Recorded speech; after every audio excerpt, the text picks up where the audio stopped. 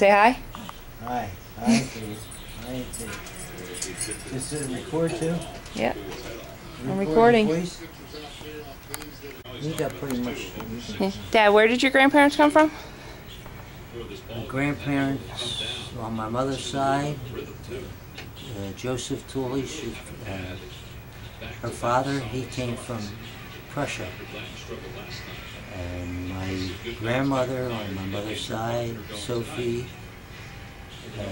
her mother's name was Mary. She came from Poland, right at the border. Border of what? Poland and Germany? Germany and Poland. And Prussia and Poland. Poland. And on your father's side? On my father's side, John was the father, and Catherine was the mother, and they both come from County Mayo, Ireland, during the famine, in 1847. Potato famine. Potato famine.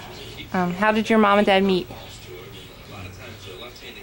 My dad was a truck driver at 14, driving coal truck. And as my mother told me, you know, they worked 6 days a week. Even they, you know, my mother and father, they quit school at an early age to get work because of the money needed at home. And my mother worked in a factory, I don't know, a cigar factory or one of the factories.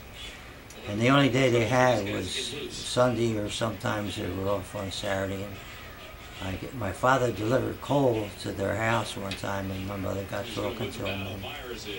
And, they were going to have a Sunday picnic out in the part of Philadelphia that was farm at the time, and she invited him, and they went out together, and then from there on it was... So they lived in Philadelphia?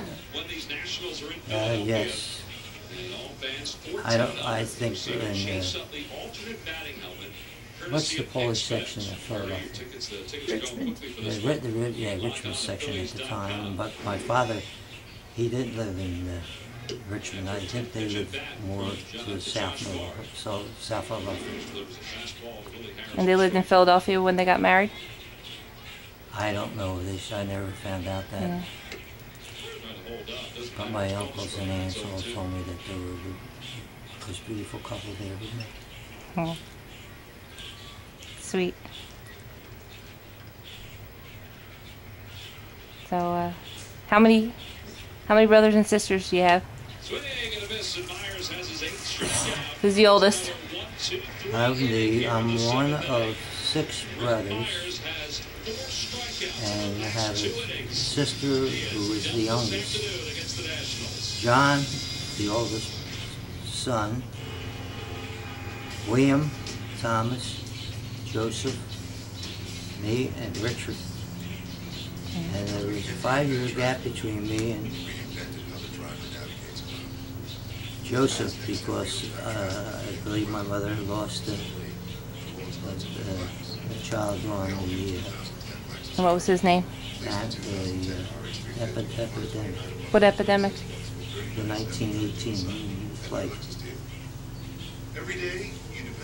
The influenza? Huh? Was that influenza? Yes, the influenza. And what was his name? Francis. Okay. And Aunt Dolores was the baby. Huh? Aunt Dolores was the baby. Oh, and during the epidemic, the depression, my father was still driving the coal truck, and he would go around. They just put the bodies out on the curb, and they would use any transportation they can to take them either to the cemetery or to a graveyard or the hospital. Wow. And he would go down up and down the street, picking up these bodies and take them when he had. They were just lying in the street?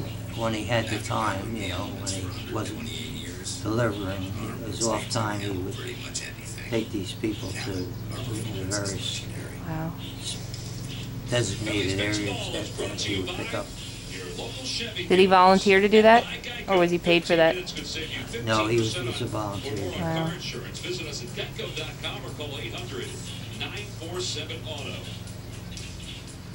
Tell stories about Uncle John. Well, he had many. But you got the three down here, and I can tell you them. Let's see, both the candy and the wallpaper were about the same time. The Cats in the Barrel was in South Philadelphia, or in Philadelphia. In Philadelphia they had, behind the houses, row houses, they had alleys, and they're all fenced in. And you can see the cats, and the dogs are usually fenced in the yard, but the cats would roam up and down on the fences in the alleys and looking for various food.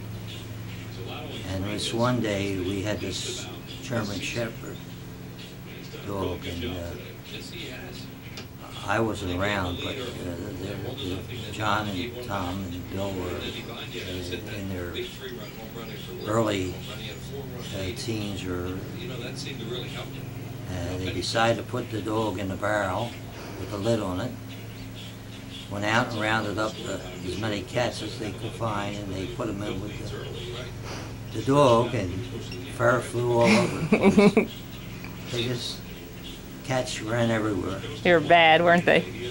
And then years later, my mother tells me they moved out to Port Kennedy along the river. And that's the first time they were going to get a in-house plumbing for a bathroom. So they took this one room and cut it in half, or in a third, whatever, and they had it installed a bathtub, a hopper, and whatever, and they had it wallpapered and painted. So this one day my mother was busy, and she decided that she had her hands full, so she put John, who was about 3 or 4 at the time, in the bathroom, and she was so quiet for so long she went up and checked on him, and here he had all the new wallpaper peeled off the wall as high as he could reach. Never trust a quiet child, right? Right. And this one's, I'm going to tell you, it's about the same time frame. You don't have it down here, but one day John, Tom, Bill, and Joe, and the dog are out in the middle of the Schuylkill River in a rowboat. And the man next door came over and said, "Mrs. O'Malley," she says, "your children are out in the middle of the river in a rowboat. They look like they're floundering out there." And so she calls the fire department, and they come out and pull them in.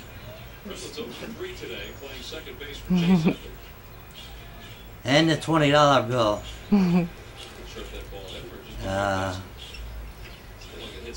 One day, John rounds up all the kids in the neighborhood and takes them down to the candy store. And he's in there, and they're making all, so he told them, "Oh, boys, make all your selection." Girls too, I guess, I don't know. "Make your selection of the candy." He said, "I got plenty of money." So the lady behind the counter who owned the store seeing a $20 bill. What year was this? This is probably, he was about 8 or 9 years old, so maybe 19, in the 20s, in the mid-20s, maybe 24 or 1925, I guess before I was born. And she called my mother on the phone, and she said, "Mrs. O'Malley," she said, "I got your son down here, John, with a whole raft of children, and they're buying, going to buy $20 worth of candy, it looks like, or as much as they can haul out of here." So she said, "Just hold them there." She said, "I'll be right there." She went down, and she took the $20 away, and I think she let him have it. How did he get the 20? Took it out of her pocketbook. And he was going to treat the neighborhood. And you know what my father did? I told you. What did you do? Oh, and after he got done driving the coal truck, and they were married for a few years. He wanted to get a better job, and he did. He went with Scott Motor Company, which was a new truck and trailer outfit in South Philadelphia, and it delivers stuff to the waterfronts and various areas all over the city. And he drove that from the time, I guess he was 18 or 20 till he died, which was 19, he was 37. Hold on one second.